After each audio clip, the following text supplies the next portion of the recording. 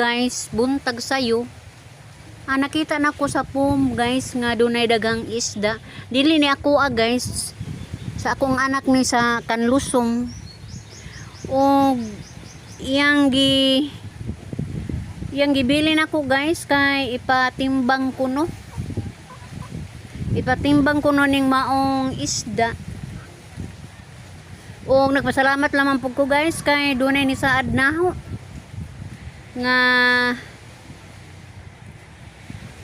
taga Kanlusong guys, motong ako na lang gihatag ang maong isda guys.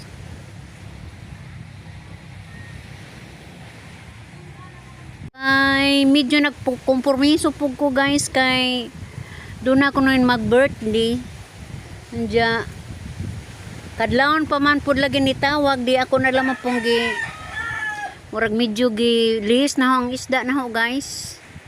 Ahong gihatag sa nag-birthday. Kaya nining tayo mga guys, so pa medyo makapanagat si Berto kay hubog pa magtiil.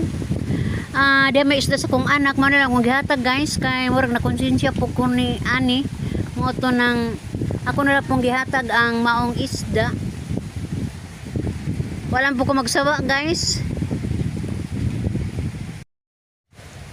Sagi kayon ko na guys, kadlawon lagi, wa pa di agong labasiro, mao na nga nipatong lamang po ko ani guys, kay iyaw to itaon nga maka ginansi ko gamay, mutong ahong gi hatag ag isda. Ang pagira guys, mo dito sa maong labasiro guys, gamay ra pog isda, mga 2 kilo ra pod. Diag pagi, murag 17 kilos dito sa among labasiro. Mo to nang pagkabuntag guys, gibaligya lang po ng labasiro, pero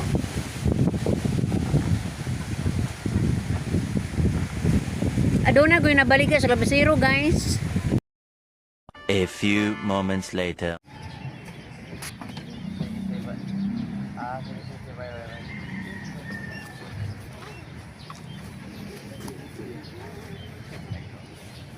Bubang ka lang? Mantu na ka? Ada jungan? Ada jungi.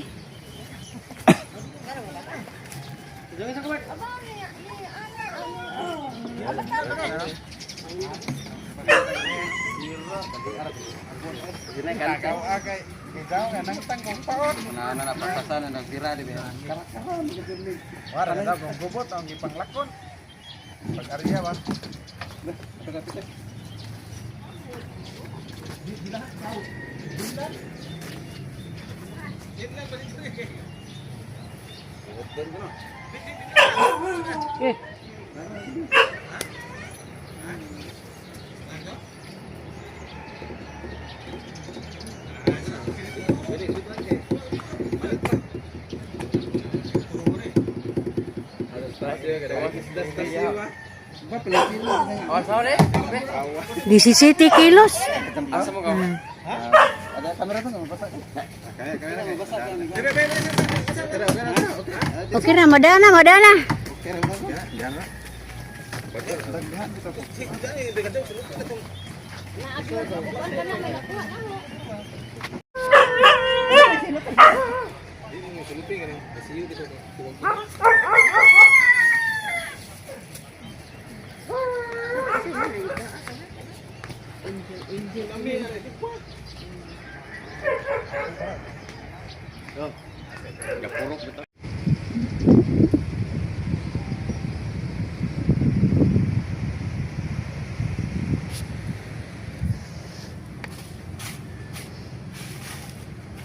Awahin naman ito pagka video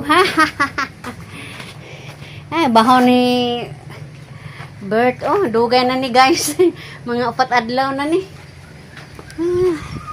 Wa ka laod kay masakit ang tiil. Si Alex ang adlaw guys. Kauban si Mrs.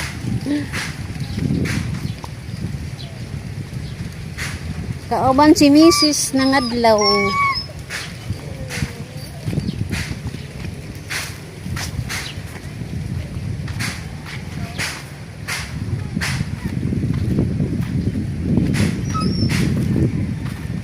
Daghan ba doy? Ha? Diyan mo? Hindi. Posible.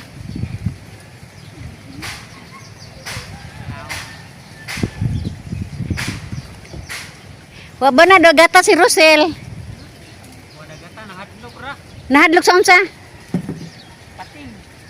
Hay, diha bray pating.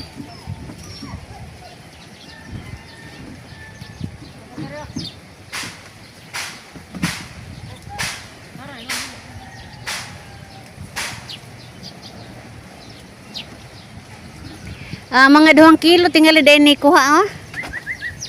2 kilo. Wag yapon masiro. Tuwas gyapon guys. Bisugo matud pa sa uban. Bisugo.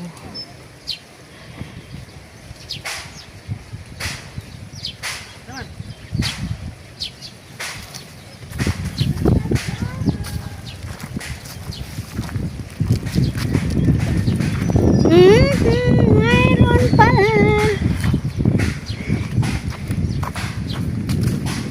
Mainit doon.